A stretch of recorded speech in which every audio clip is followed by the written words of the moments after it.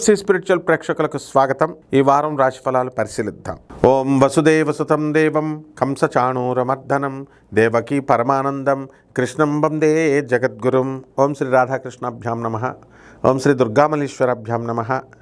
ఓం కృష్ణం వందే జగద్గురుం అర్జునం వందే జగదేక వీరం. మనకి ఈ వారంలో మనకి ఏ గ్రహాలు ఏ రాసుల్లో ఉన్నాయో ఒకసారి చూద్దాం. శని వక్రించి మీనరాశిలో ఉన్నాడు, రాహు కుంభరాశిలో ఉన్నాడు. మరి ఈ యొక్క రవి శుక్ర బుధ గ్రహాలు మనకి ఈ యొక్క తులారాశిలో ఉన్నాడు. కుజుడేమో వృశ్చిక రాశిలో ఉన్నాడు, కేతు సింహరాశిలో ఉన్నాడు. అంతే అయిపోయింది. అలాగే బుధుడు వృశ్చిక రాశిలోకి వస్తాడు. అలాగే శుక్రుడు 26వ తేదీకి వృశ్చిక రాశిలోకి వస్తాడు.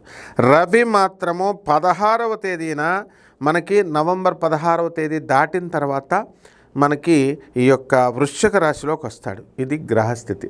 అంటే మొదటి 2 వారాలు మనకి ఈ యొక్క 16 నుంచి 22 కాబట్టి కంపల్సరీ రవి వృశ్చిక రాశిలో ఉన్నాడు. మరి ఇక్కడ ఎవరున్నారండి అని అంటే శుక్ర బుధులు మాత్రమే మనకి తులలో ఉన్నారు. ఈ విధంగా ఒక్కొక్క రాశి వారికి ఎలా ఉంటుందో చూద్దాం ఇప్పుడు.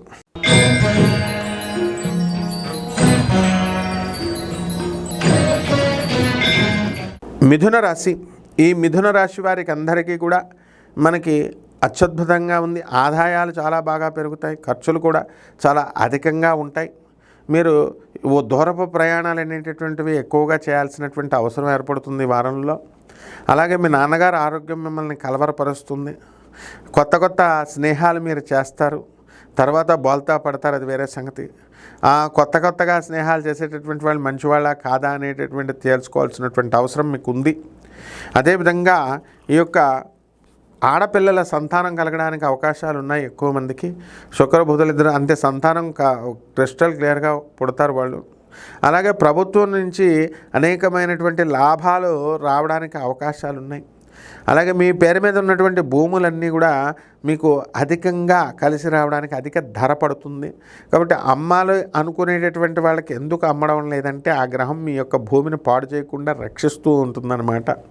అలాగే ఫైర్ ఎక్స్టింగ్విషర్ డిపార్ట్మెంట్లో, పోలీస్ డిపార్ట్మెంట్లో పనిచేస్తున్నటువంటి వాళ్ళందరికీ కూడా ప్రమోషన్స్ రావడానికి అవకాశాలు ఉన్నాయి.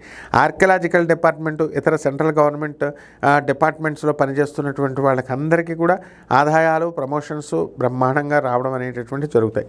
ఇక పరిహారాల దగ్గరికి వచ్చేసరికి మిథున రాశి వారికి మామూలుగా మనము ఏం చేయాలండి అని అంటే ఈ యొక్క శని జపం చేసుకోండి, శని స్తోత్రాలు చదవండి, శనికి కిలోంపావు నల్ల నువ్వుల్ని నల్లని వస్త్రాన్ని ఇచ్చి పేద బ్రాహ్మణులకి శనివారం నాడు 7 గంటలకి మీరు దానం చేసుకోండి.